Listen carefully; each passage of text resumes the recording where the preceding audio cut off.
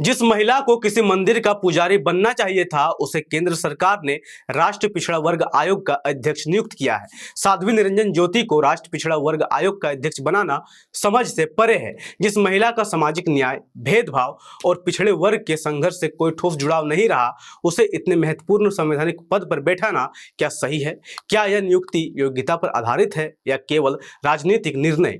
आइए आज के इस वीडियो में समझते हैं। जोहार, जय भीम, जय फुले, जय बिरसा, जय साहू, जय पेरियार, जय संविधान। राष्ट्रपिता ज्योतिबा फुले गुलामगिरी में लिखते हैं, शूद्रों और अति शूद्रों ने गुलामी को खुद भोगा है, इसलिए वे गुलामी को सबसे बेहतर समझ सकते हैं। यहाँ फुले साहब बता रहे हैं कि शूद्रों और अति शूद्रों की पीड़ा कोई कल्पना नहीं थी, वह उनके जीवन का अनुभव था। इसलिए अन्याय की असली पहचान वही कर सकता है जिसने उसे सहा हो। लेकिन आज पिछड़ों के कल्याण की जिम्मेदारी उन्हीं लोगों को सौंपी जा रही है जिन्हें गुलामी का एहसास भी नहीं है।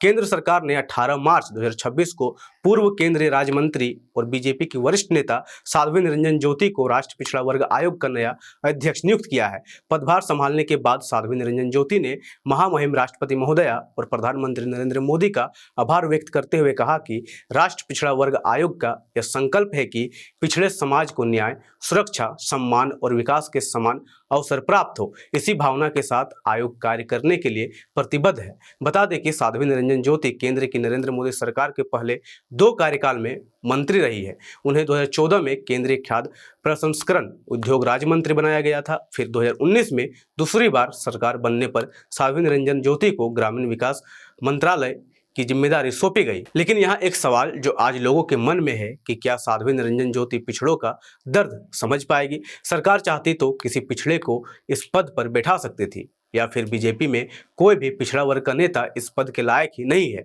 राष्ट्रीय पिछड़ा वर्ग आयोग का काम केवल सलाह देना नहीं, बल्कि पिछड़े वर्गों के संवैधानिक अधिकारों की रक्षा करना, भेदभाव की शिकायतों को सुनना, सरकार को सुझाव देना और सामाजिक न्याय को मजबूत करना भी है। यह आयोग इस बात पर नजर रखता है कि पिछड़े वर्गों को शिक्षा, नौकरी, प्रतिनिधित्व और सम्मान के जो अधिकार मिले हैं उनका सही तरीके से पालन हो रहा है या नहीं। इसलिए यह संस्था करोड़ों वंचित लोगों की उम्मीदों से जुड़ी हुई है।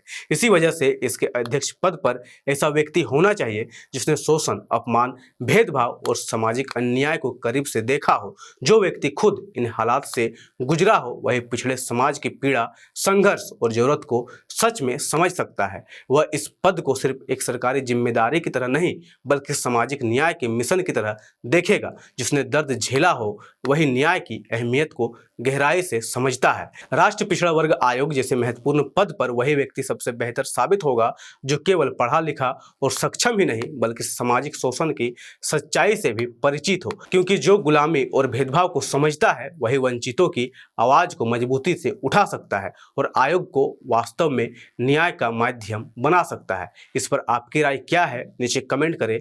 धन्यवाद। जय संविधान, जय लोकतंत्र, जय भीम, जय मूल निवासी। MNT न्यूज नेटवर्क को सब्सक्राइब करें, लाइक और फॉलो करना ना भूलें।